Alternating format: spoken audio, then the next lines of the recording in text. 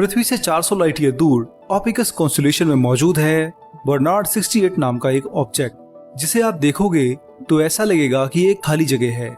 यहाँ एक भी तारा नहीं है और इसके आसपास हजारों तारे मौजूद हैं। इस इमेज में आप इस ऑब्जेक्ट को देख सकते हो, जिसे देखकर ऐसा लगता है कि आखिर यहाँ तारे क्यों नहीं है। क्या यह कोई रहस्यमय जगह है जहाँ से तारे दूर रहना पसंद करते हैं? आखिर ये क्या है? तो दोस्तों, हमारे ब्रह्मांड में इस तरह की लाखों जगह हैं। इन्हें वॉक ग्लोब्यूल कहा जाता है, जो कि वास्तव में एक डार्क नेबुला है। ये इतने ज्यादा डार्क और तारों के इतना क्लोज होते हैं कि इनके पीछे आप किसी भी स्टार को नहीं देख पाओगे। आपको ऐसा लगेगा कि अंतरिक्ष में किसी ने एक छेद सा कर दिया हो, पर असल में इसके पीछे कई तारे हैं जो विजिबल लाइट में नहीं दिखाई देते हैं। इन्हें केवल लाइट की दूसरी वेवलेंथ पर ही देखा जा सकता है। नासा और एसा अपने रेडियो टेलीस्कोप की मदद से इसमें मौजूद बनते हुए तारों को देख पाते हैं। अगर बर्नार्ड 68 को आप अपने टेलीस्कोप से देखोगे तो आपको ये पूरा ओपेक दिखाई देगा, यानी इसके कारण इसके पीछे के तारों की लाइट आपके टेलीस्कोप तक कभी नहीं आएगी और आपको ये खास एरिया एकदम डार्क दिखाई देगा। ये ठीक वैसे ही है जैसे दिन में बादल सूर्य को घेर लेते हैं और रात में चंद्रमा को, तो ऐसा लगता है कि ये दोनों है ही नहीं। ये भी उसी तरह का ऑब्जेक्ट है।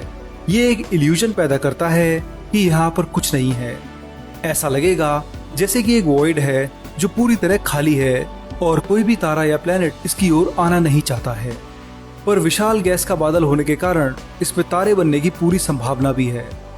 अंतरिक्ष में तारे ऐसे ही नेबुला यानी डस्ट और धूल के बादलों से बनते हैं।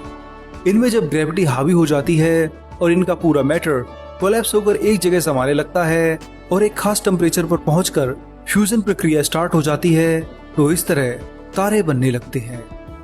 हालांकि बर्नार्ड 68 में अभी तारों के बनने की प्रक्रिया स्टार्ट ही हुई है। यहाँ यंग प्रोटोटाइप स्टार भी हो सकता है जो इतना ब्राइट नहीं हुआ हो कि विजिबल लाइट छोड़े।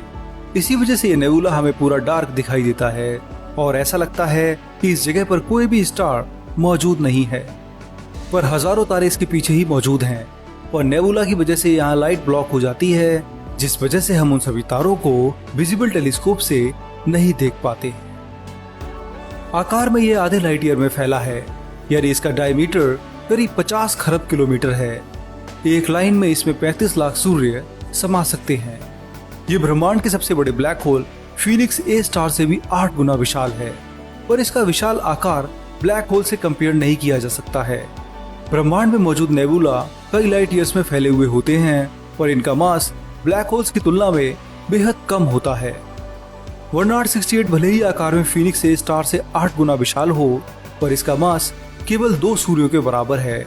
वहीं फीनिक्स ए स्टार इतना भारी है कि 1 खरब सूर्य भी इसके सामने कुछ नहीं है।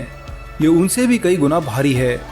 मास के आधार पर हम कभी भी किसी ब्लैक होल और नेबुला को कंपेयर नहीं कर सकते हैं।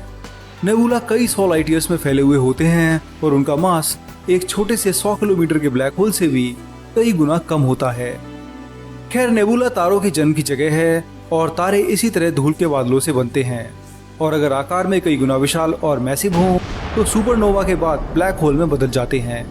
यही छोटे ब्लैक होल मर्ज होकर विशाल ब्लैक होल बनते हैं और फिर धीरे धीरे सुपर मैसिव ब्लैक होल में बदल जाते हैं।